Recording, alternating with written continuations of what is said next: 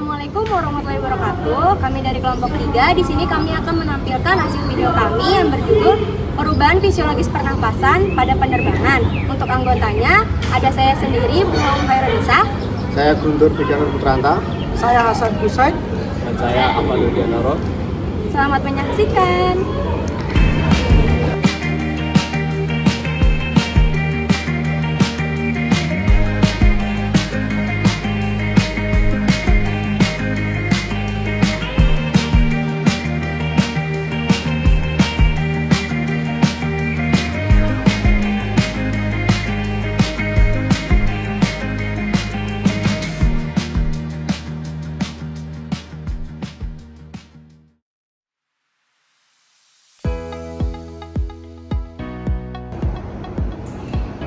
Sebelum kita masuk ke materinya, kita perlu tahu nih teman-teman, apa itu fisiologis pernapasan pada penerbangan. Jadi, fisiologis pernapasan pada penerbangan adalah ilmu yang mempelajari tentang penerbangan yang mempengaruhi fisik, mental pilot, mental penumpang, dan awak pesawatnya.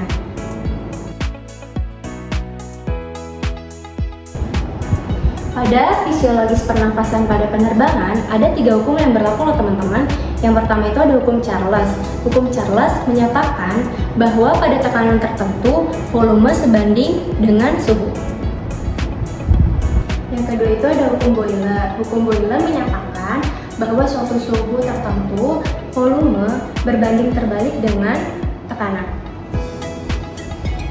Ketiga itu ada hukum Dalton, menyatakan bahwa tekanan total campuran gas sama dengan jumlah tekanan parsial dari setiap komponen gas dalam campuran tersebut.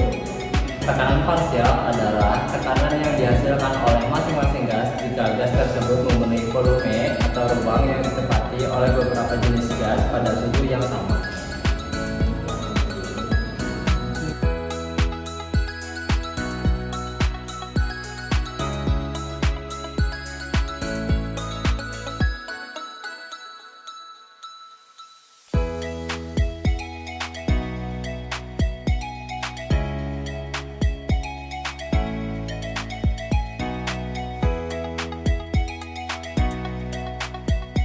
Pada ketinggian jelajah atau cruising altitude, kelembapan relatif dipertahankan antara 10% hingga 20% secara bersama-sama.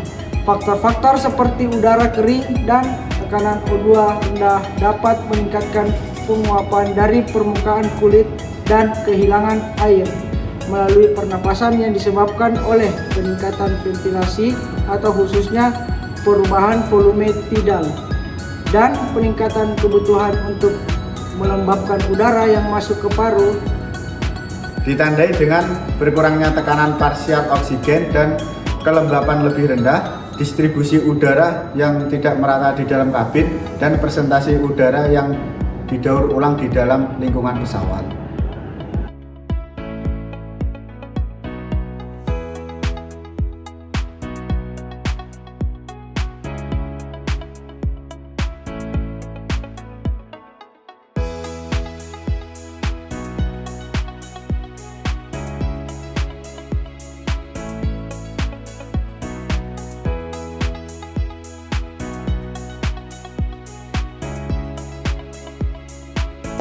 Tekanan parsial oksigen yang tinggi sebesar 120 mm berdifusi melalui dinding kantung udara dan masuk ke dalam darah.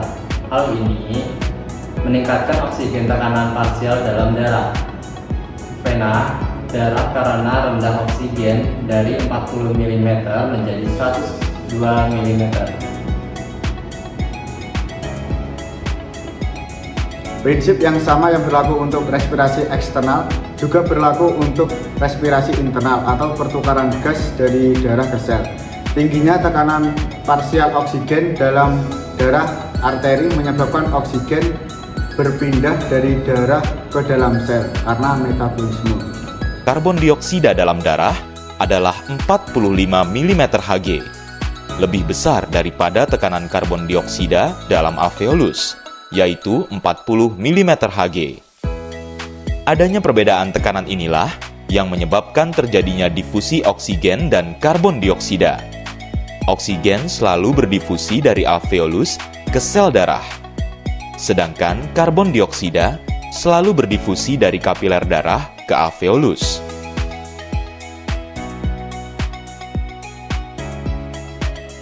Peningkatan laju dari kedalaman pernapasan merupakan respon awal sistem pernapasan terhadap hipoksia.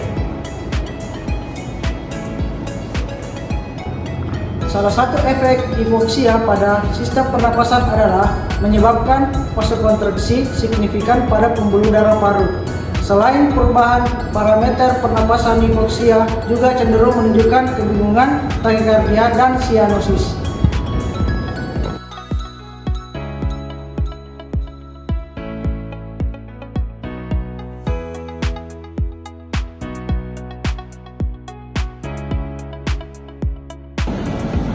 Pemberian oksigen tambahan juga dapat membantu menurunkan hipoksia. Ini adalah salah satu contoh pilot yang menggunakan masker oksigen untuk meredakan hipoksianya dalam penerbangan.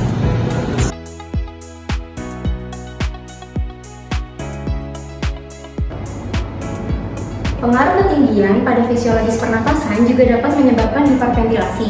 Hiperventilasi ini dapat menyebabkan penurunan tekanan parsial dan karbon dioksida atau PaCO2 yang dapat menyebabkan alveolesis respiratori.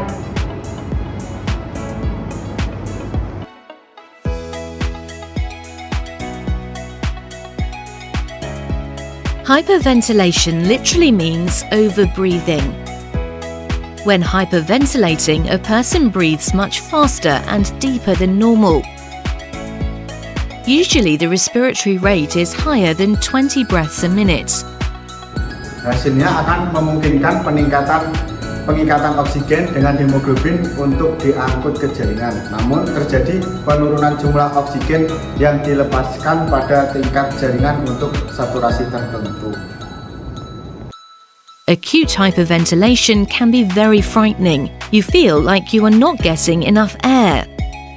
Because of the rapid deep breathing, you inhale a lot of oxygen, while at the same time the carbon dioxide level in the blood decreases.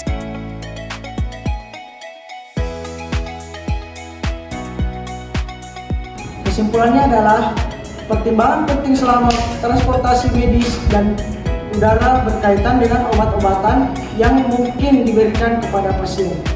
Hal ini menekankan perlunya mengenali gejala awal hipoksia dan memantau pasien dengan benar. Sekian video dari kelompok kita, kurang lebihnya mohon maaf. Wassalamualaikum warahmatullahi wabarakatuh. Jangan lupa like, comment, and subscribe. Oke.